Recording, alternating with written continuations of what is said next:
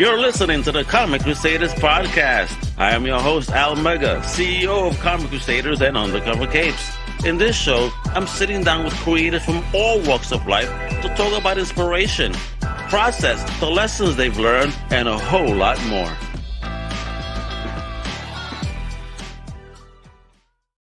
Well, man, this is your boy Al Mega. Welcome to a brand new Comic Crusaders podcast. And today, it's going to be a little different. We're going to get deep, baby, because we have an amazing guest that has one story that's wow, but, has a comic mix to it. You'll see. You'll find out. He's an amazing author. He's a male survivor of child sexual abuse. He's also an advocate that is out there helping others that have gone through this trauma. His works include things like Heroes, Villains, and Healing, How to Kill Your Batman, and more. They will introduce this awesome dude right here, this legend, the one, the only Kenneth Rogers Jr. What up? How you doing? I'm doing great. Thank you for coming on to talk about, your new project, your story, and all this stuff that's going on, and how Heroes, inspired that journey of yours. Because man, I was digging in. I'm like, whoa, all these cool superheroes and how you use it. Hey, well, I want to know why and all that. So we're going to get into that, folks. Right. There's going to be an interesting one. So let's reel it back just a tad. All right.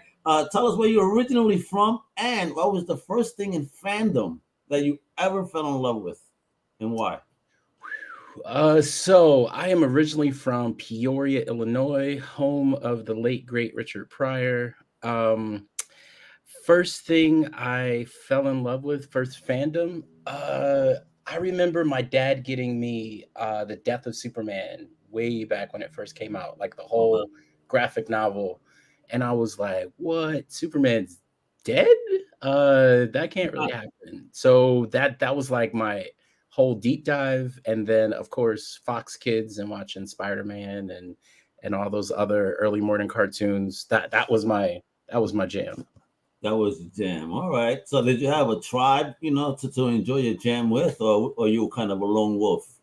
I did not have a tribe because, that's part of the reason why I started writing in the first place. Because, you'd be out on the playground just like playing Power Rangers and stuff with other kids in elementary school. But for the most part, it was just watching and like reading the stuff on my own, rather than having anyone to really dig into all the just to geek out with. It was just me. That sucks. All right. And so why did you start getting into this creative space then? Like what's the story behind your creativity? Like what happened here and how did you use superheroes with behind that? Yeah, absolutely. So that's like the whole thing. Like, because I didn't have anyone to really talk to or express myself with, I resorted to living on the page. Like, I did not live like in the physical world. So like writing short stories, reading books. I was like reading a book a day in middle school, and I'm talking like Lord of the Rings. I was upset because I had to spend 2 or 3 days on that. So I like lived on the page. That was my outlet. That was where I felt most comfortable. So from writing short stories, and like when I first started my healing journey of like going to therapy and talking to my therapist about my childhood trauma, I started really seeing some connections between the superheroes that I like grew up with and loved, and really started to like read about and see how they could be identified with different coping mechanisms in different cognitive behavior therapies. And I was like, that's really cool. And I'm really surprised that no one really made those connections. So I started making them, and I started writing, and I started doing some research. Gotcha. So let's roll it back to just get a little bit of that story. What happened in your childhood? Like what transpired? And were you already a fan of this, or was this something like you locked yourself out because of that event even more? Like what happened? So I am a survivor of childhood sexual abuse and assault from my older sister. She's 5 years older. And like, I couldn't really talk to anyone about it because I was told like it's a bad thing. And this happened for 2 years. This went on for 2 years until all of a sudden it just stopped. It's like, no, we can't do this anymore. No explanation. And you can't tell anyone about it. So for about 20 years, you know, I had that bottled up, just not saying that to anyone until I just had like a complete and utter just breakdown. And it was at like the best time of my life as well. I just bought a house, just got married like 2 years ago. My newborn baby was on the way, and having these unmanageable panic attacks, just not being able to like cope with reality. So from there, I was able to listen to my wife and do what I was supposed to do, and actually go and get some help and get some support, and not feel like I could be on my own, and actually get the support that I needed. And so that's where it all really came about, was me seeing those connections while in therapy. Because before that, I was like, my coping mechanism, I am very much a Clark Kent, Superman, Kal-El sort of guy. I like to strive for perfectionism and like hide behind that facade of being a well put together gentleman, young man. Because as you know, a Black man growing up in the 90s, it's sometimes very difficult to navigate society. So that's another word for surviving as well. You know, just going into the 90s, because I know how Illinois was, and I was in New York, and a lot of people. I have older friends, older gentlemen, you know, that saw me as a kid. They're like, "It's a miracle you still alive, kid." Oh, wow, back then. and it's true for so many reasons. Like you just want to blend in to make sure that you don't get hurt or you don't end up on the 6 o'clock news. So for some odd reason. Yeah, for me, it was books. Like I studied a lot. I read books. I was participatory in every after school activity, in order to make sure everyone saw me as being that guy that was extremely outgoing, liked, just well put together.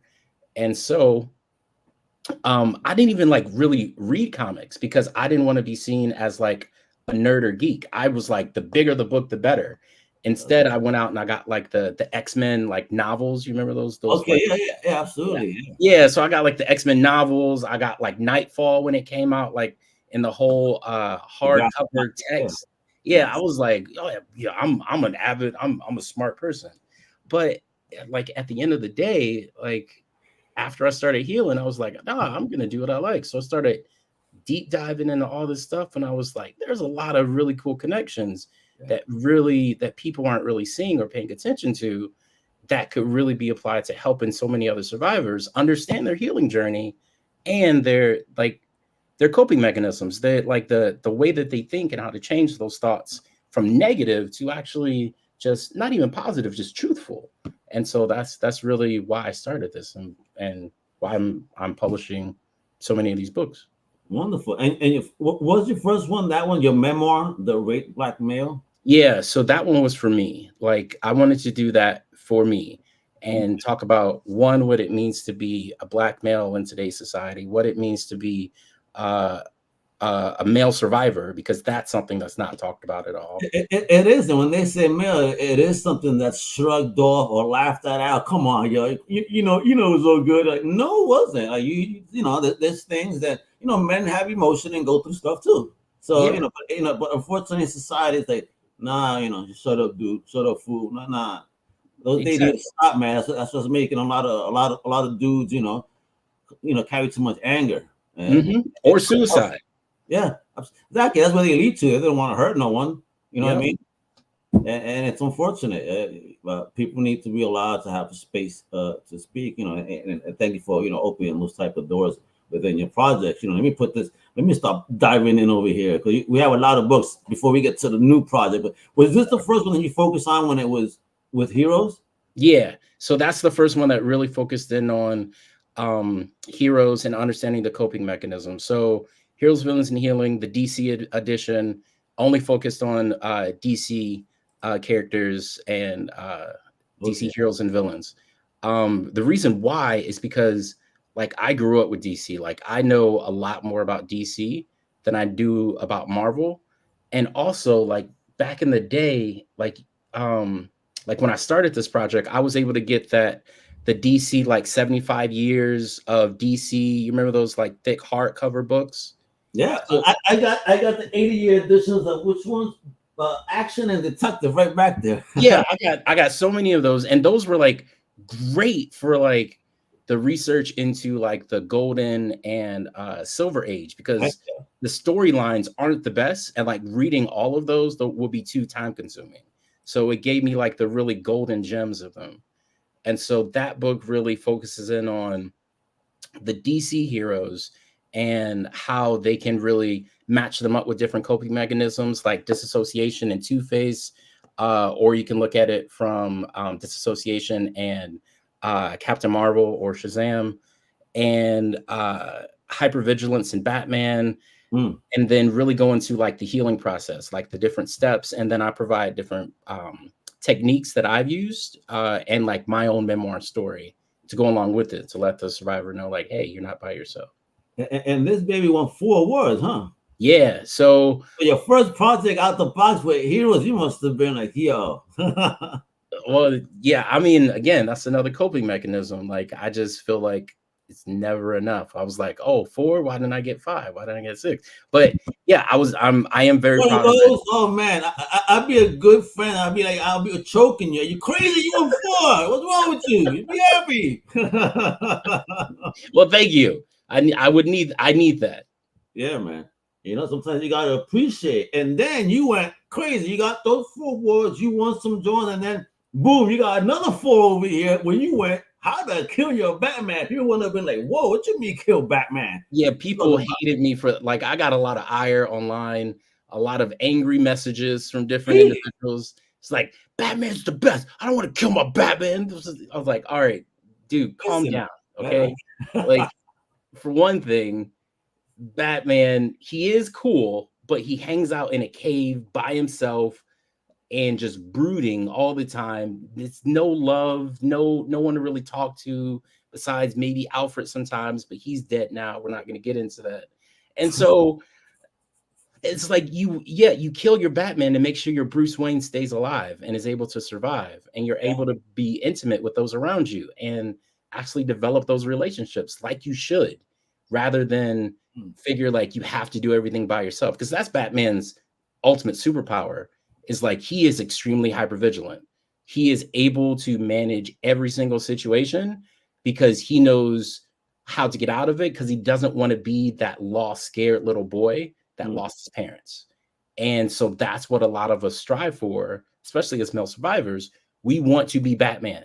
We want to be self-sufficient and not rely on anyone, and to be able to think our way out of any situation. Man, that's the journey I'm on right now. That is the journey I am on after 20 years married. You know, last 2 years I've been on my own. I'm like, nope, I got this. I'm doing this, and I'm doing it.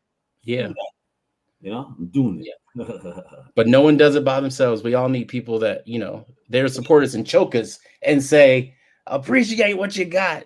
Absolutely. Heck yeah, man. Heck yeah. And then you went from killing your inner Batman to mastering your inner Superman. Whoa. Now you picking up spirits here. What's going on?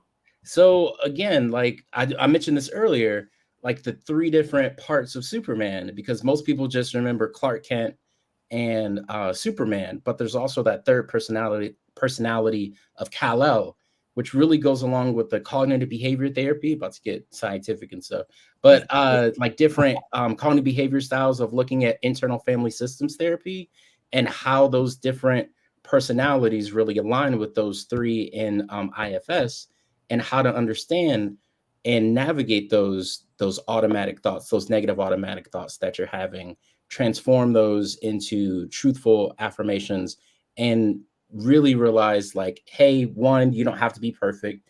For the Superman who's trying to be perfect all the time, the Clark Kent's who's trying to push away that bad part, that exile, and then the Kal-El, which is extremely important for our survivors that are of color, is the fact that like you are enough. Like so many times I feel like I'm not Black enough, or I'm not man enough, because of some messed up stereotype that I have of what it means to be Black or a man.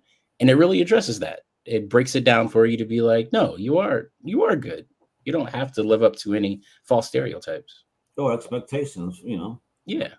Even just be you, live. You got this, and you good, and your family good, and everything good. Yeah. And again, you're not just helping the brothers out there. You know what I mean? Which is great. Now y'all ain't talking about how to save your inner Wonder Woman. Hey. Yeah.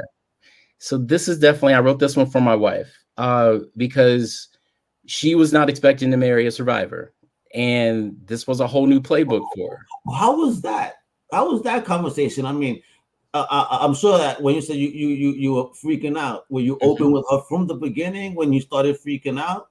Yes. So before we got married, like, she knew about my sexual assault, but again, I just sort of shrugged it off, like, yeah, that happened in the past, like, and I'm all good now. So she knew about it, but then when things started to creep up and I would have these panic attacks, then that's when she was really like, hey, I really think you need to talk to somebody.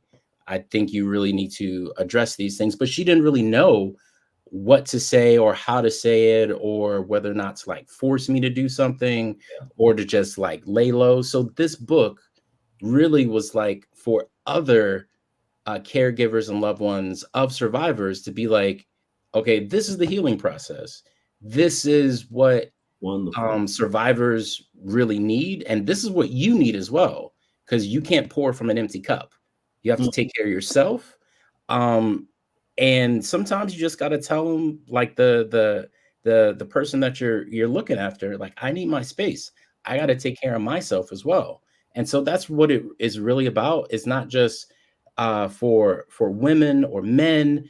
It's really for those individuals that are looking to really take care of themselves and making sure that they're practicing good. It's called trauma stewardship, because your body can't recognize someone, like it can't differentiate between your trauma and someone else's trauma.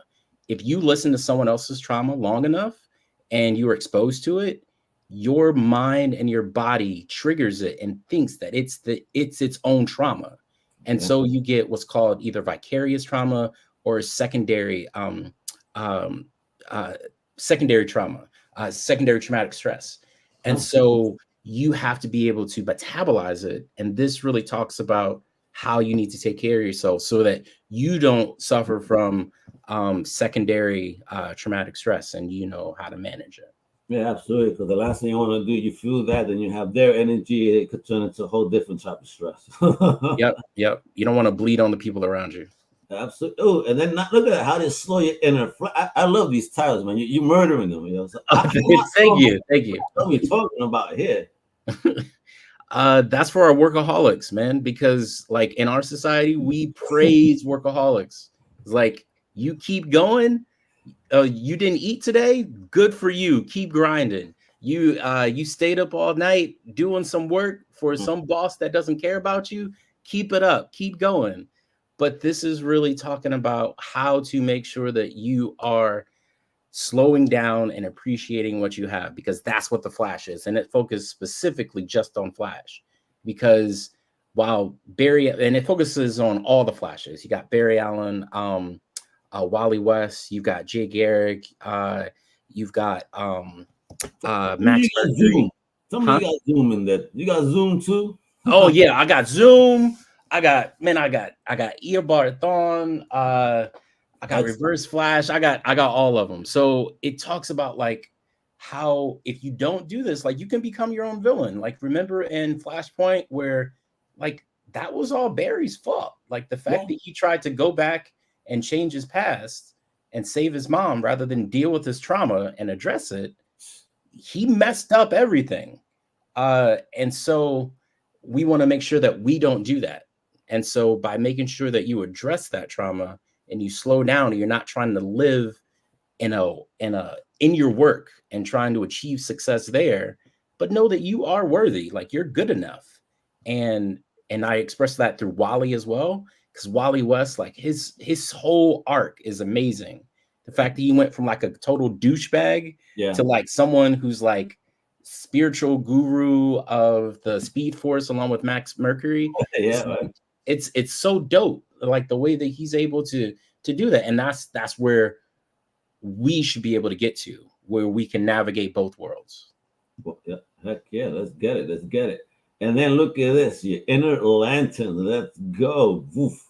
Yeah. I was a big Lantern fan, especially with the Jeff Johns run when the multiple colors came out and the different emotional spectrums. I thought that shit was so dope and deep. I'm like, whoa. I know, right? Like I'm so surprised that no one else has been like, this is so good for understanding. In psychology, it's called the SUD scale, where you can understand and manage your emotions using like different numbers. And so what I did in the book, and like one of the tools was like looking at the SUD scale, but using the different rings and the different colors and learning how you can manage your emotions. But this book also focuses in on what's called dialectical behavior therapy, which is so cool. It's talking about synthesizing opposites. So you can't just have willpower, right? You just can't have rage. You just can't have avarice, hope. But willpower and hope together, like they fuel one another. They feed off of each other. And that's what we also need in our lives. Like you need willpower, because willpower by itself is just you wishing for things to happen.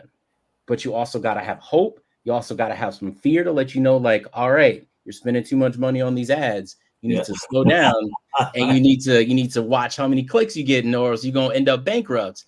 Yeah. And so all of those different emotions come into play, and making sure like you eventually become a White Lantern, right? You become Kyle Rayner. Yeah. You become that individual able to manage, like, okay, in this moment, I really need to beat the crap out of somebody because they just ticked me off, and I need my rage. I need my gardener to come out of me. Or in this moment, I really need to have compassion for those individuals, because you never know where someone else is coming from. So it's really learning how to practice having what's called a wise mind, and being able to navigate your emotional side and your intellectual side, and having that healthy balance. Yeah, which is very important, especially with nowadays conversations. Yeah. And then we're at it. We're here. Oh man, the new baby in the building. That's the new one. So talk about the heroes, villains, and healing, baby.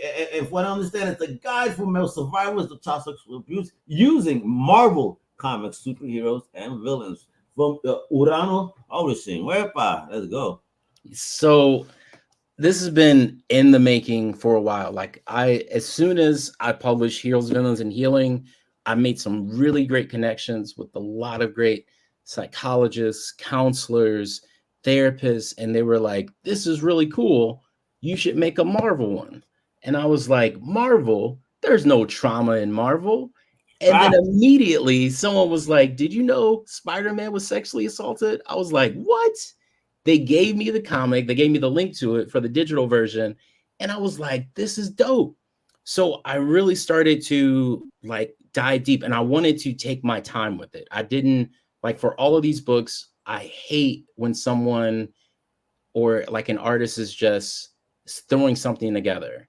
Like these are tools, and these are people's emotions, and these are things that people are dealing with, like literal demons that could kill them on a day-to-day basis. So I took my time. I researched as much as I possibly could. I talked to individuals. I read the books to get it right. Nice. And what it does is it goes through what I call the journey of a survivor. And I based it off of Joseph Campbell's Hero of a Thousand Faces, which is the hero's journey. And that's apparently, like, he talked about how every single story, whether that be the story of Jesus or the story of Harry Potter or Star Wars or Superman, all of them have some primary characteristics that go around in a circle, whether that be the beginning of the journey, in the abyss, mastering two worlds. So what I did was I took that framework from Joseph Campbell, and then I applied it to Heroes, Villains, and Healing, where I looked at like those different stages of the healing journey, like entering the emergency stage, learning how to disclose, being the villain, mastering those two worlds, and looking at really awesome heroes and villains like Doctor Doom, and how like he's not actually a villain. He is just really trying to save his mom from hell, and he's trying to manage that, and then like working alongside with Doctor Strange in order to make that alliance, and like becoming that master of two worlds, like the sorcery versus the scientific. It's the same thing with our survivors, mastering your emotions versus your intellectual side, like having that balance. Looking at so many different Spider-Man stories where you've got Venom, and like that idea of being separate, like looking at the world through black and white terms, and trying to make sure that we incorporate that hybrid thinking, so we can see the different nuances of right and wrong, but all the gray area in between. So this book really focuses in on so many different Marvel characters, and I wanted to give so many survivors options, because I hate the fact that when I went through therapy, the only book that was available was for a female survivor. It's a great book, Courage to Heal, by Ellen Bass and Laura Davis. It's great. It's phenomenal. But those pronouns, sometimes my therapist would switch up, and she would not say, she would switch up and say she, and it would just make me feel so alone as we were reading it together. And I wanted to give as many options as possible to many survivors, because some survivors may be like you said, like, I love the lanterns when I was growing up, and like I thought they were so dope. And so you go to that one and you like, oh, I get it now. I can understand how my thinking and my healing can be applied to the Green Lanterns and all the different colored rings. Somebody else, it may be Flash. Someone else may be like, I don't deal with DC, I only deal with Marvel. And so now survivors can be like, all right, cool, sweet. Now I've got Marvel. And you can best believe I've already got a few ideas in the works for a few different Marvel projects, so that you can learn how to calm your inner Hulk. You can learn how to forgive your inner Daredevil. So those are definitely coming, so that individuals know how to manage their anger, like the Hulk, because his story is dope. Oh yeah, absolutely. I have those. You know how you were talking about the graphics. So obviously I can afford. I used to get the old Hulk issues. I sold them all. So after I sold them, I said, "Ooh, Essentials." Well, they were still out, black and white. Has like over 25 issues. I got like 7 volumes of those. I would read them on the subway, man. So dope, black and white. But yeah, his story is complex. It's crazy, emotionally, mentally. There's a ride that I'm saying right now that he's making the powerful monster. But nah, man, go back to those stories. Yeah. That shit is complex as F, man. Yeah, because his dad was an abusive, like, a-hole, and like he eventually he killed his wife, right? Banner's dad killed his wife. More stories. Yep. So like there's so much there, and talking about like so many of our men who feel like there's only 2 ways to express themselves: either the anger going inside where you self-destruct, or anger outside where you're trying to destroy other individuals around you. And Hulk like addresses both of those. And I talk about Hulk as well in Heroes, Villains, and Healing. But again, I just wanted this to be like a touch on all those things, so that again, I could branch off and really give individuals be like, oh, I want to learn more about this. And make it really cool to be like, no, I want to learn more about this. And it's fun at the same time. And you're reading comics and you're seeing yourself in there. And it's not just something that's boring. You're sitting on a couch just yammering away, but it's something you're like, this is really cool. And I'm having fun doing it. Beautiful. And can we pick up copies of this book right here, that website below, lostimaginations.com? Oh yeah, absolutely. So it'll take you to my Amazon link. It'll also let's take a ride, folks. All right. Hey, there we go. Yeah, it'll take you right there. Look at that, and that baby just dropped this month. Did. Woo, congrats, bro. There we go. Available now, folks. You can buy a brand spanking new Smell That Ink for 22 beans, man. Let's go. That's a great price for a book. Heck yeah. Supporting indie creators that are out there putting up some awesome dopeness. Folks, he does a lot more. We're gonna get into that in just a moment before we go. Don't you worry. I told you, this guy does a lot more than this. He's a good soul, but as you were saying before, he's also a nerd. Yeah, he has a geeky section on his site, I'm sure. Oh, yeah. No, but this is the unfortunately, you can pick up the book right now on Amazon. So again, go to Ken's website at lostimaginations.com. Just click on the image, it takes you right over, and just take care of it. Look, delivery, pickup. I mean, you can get it on a Kindle, you get it on a paperback. You know, get some. You know, you don't need no electricity now. And get this book, go to the beach, read this. You know what I mean? It's a cool looking book, but with a deep topic. So make sure you pick this up today. All right, so let me go back over here because he has a section over here. When I saw it, I said, "Ooh, sci-fi, fantasy, and spec." My man is definitely a nerd. I said, "Whoa, he got look at this." Wepa. All right, so talk about this science fiction of yours here. What's popping with this science fiction world? When did you start this? Was it before, after, same time? Yeah, no, all the fiction is before I started writing the self-help books. So the fiction, the sci-fi, again, when I told you I lived on the page, I lived on the page. You were busy, jeez. Yeah. So sequence, so it's so fun and it's so awesome and it's so freaking dark. I love it. So it's like hard sci-fi. So two individuals, Andrea and Thomas Sharon, are downloading their memories into what's called the Pandora computer system. And as their memories are being downloaded, they're reliving their memories like it's the first time. And they're all doing this in order to try and provide the memories for a project to seed other planets with human existence, because the Earth is dying and no one really knows why. It's just black clouds knocking out all electrical equipment, killing all plant life, and no one really understands why. So you really get to understand all of these characters, or these two main characters, and the trauma and the abuse that they experienced through their memories. And why it's called sequence is because it's like while they're in there, they don't know that they're reliving that memory. It's like a certain touch, a certain smell may take them in there, and then it's almost like seamless. I seamlessly put you into that memory where you're like, oh crap. And then they come back into where they are in the Pandora complex. And so it's your job to really piece their past together in a way that it'll make sense. I really trust my readers a lot when I write science fiction. And I focus a lot on Greek, just like any mythology. And you can see that in their names. All the names have a connection to it. Andrea Remus and Romulus.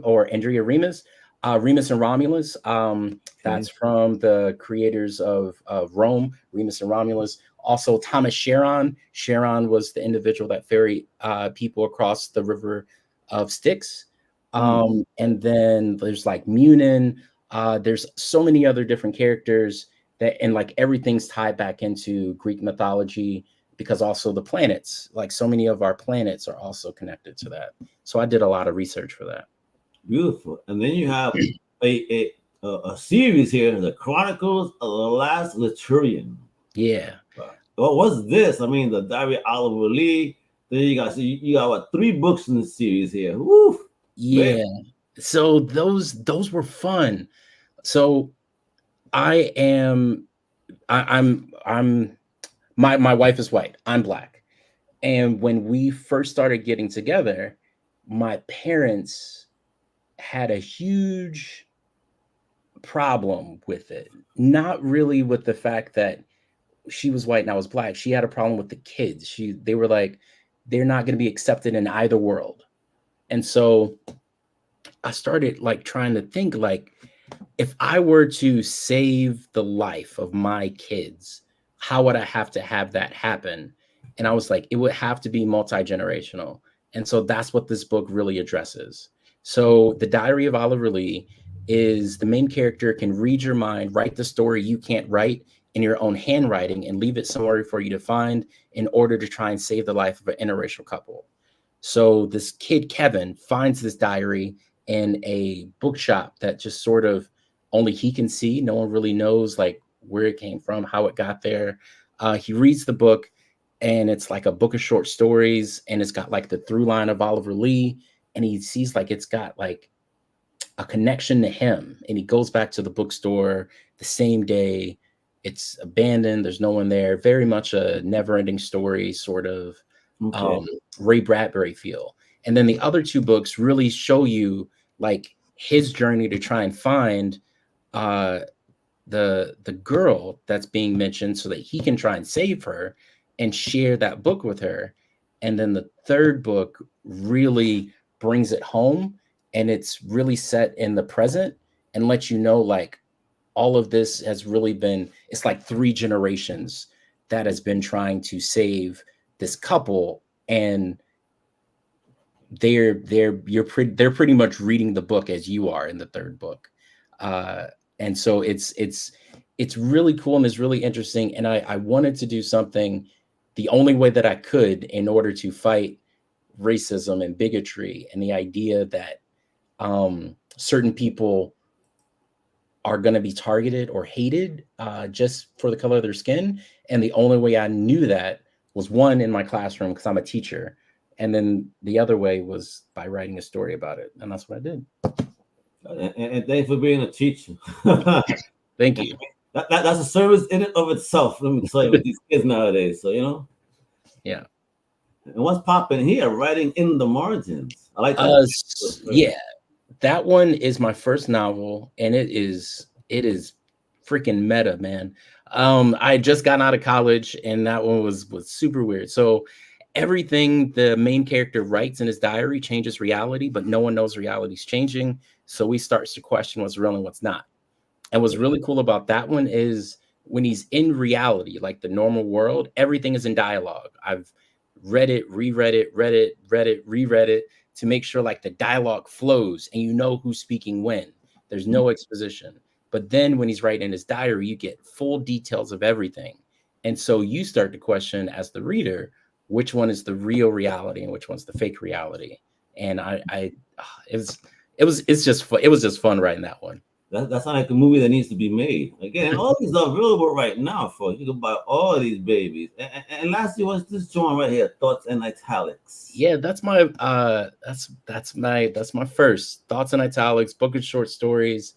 I was writing like all the stories that I was writing from like the beginning of college through college, and like all my depression and angst, and it's really in the style of Ray Bradbury, and looking at the sci-fi, the speculative fiction, the fantasy, or the realistic fiction.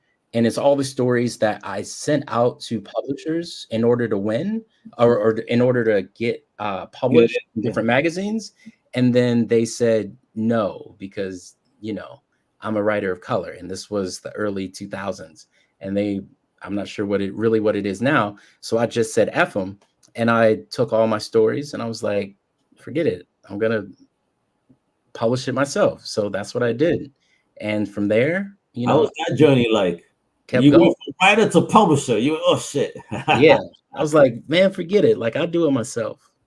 Awesome. That's the way to do it. Man, Ken, you're such an awesome guest. I mean, thank you for sharing your story today, sharing in your creativity, you know, and going out there, sharing these stories and helping people that have gone through what you've gone through. I mean, you know, but again, hopefully, you know, you're getting stronger and better every day and healing, you know, and in your journey, helping to heal others, you know, thank you. It's really important, man. I'm digging these books. I'm definitely going to have to peep some of these because I'm feeling what you're talking about here, you know what I mean? Thank you. So great stuff, folks. I've been showing it off, but let me repeat it one more time. You got to visit Ken's website today. Get those books right now. You look at his website right here. Go to lostimaginations.com. Really that simple. And of course, you can follow him on the socials. He's on X at Laturian, Facebook page, you know, Kenneth Rogers Jr. Not the second Kenny Rogers, all right? Don't get him confused, all right? You get some old white guy singing country music. Yeah. And you know that there is a mixed bio that says that you're an author, and then that you were also a composer, a singer, and then you were a pop star. I said, huh? What the heck? So there's apparently a multiverse where you and White Kenny are one Kenny. It's like Dragon Ball where we did the fusion and like Super Rogers, baby, let's go. I'm hilarious. rap, son.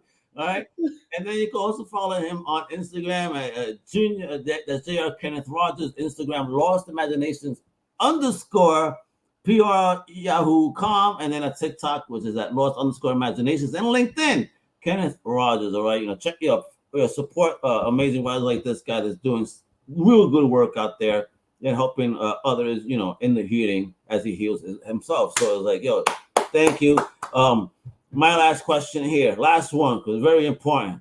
Yeah. Are you going to make any appearances anywhere where people can maybe see you in person, have a chat, get a signed copy? What's popping? Right now, there's talks about a book signing in Baltimore. I just sent in a proposal for New York Comic-Con, so we'll see. I'll be there, boy. That'll be great. I'll definitely pass by. You hear the Puerto Rican screaming "Wepa" down the aisles. Don't you worry. All right, cool. I'll hit you up. There you go. So be on the lookout for Baltimore, folks. You heard, but definitely NYCC is going to happen. All right, I'm manifesting it. You will be there. We need books like that out there, to help people. I mean, for sure. All right. So with that, thank you, my fellow Crusaders, for tuning in and showing the love. Follow Kenny everywhere. The links are below in the notes as well. You know what it is. Hasta la próxima, mi gente. Much love. Wepa! Thank you for listening to the Comic Crusaders podcast. If you like the content, please subscribe and turn on notifications. Also, please visit comiccrusaders.shop and our extended podcast family over at undercovercapes.com. And also, make sure to download the Comic Crusaders app on the Google Play Store today.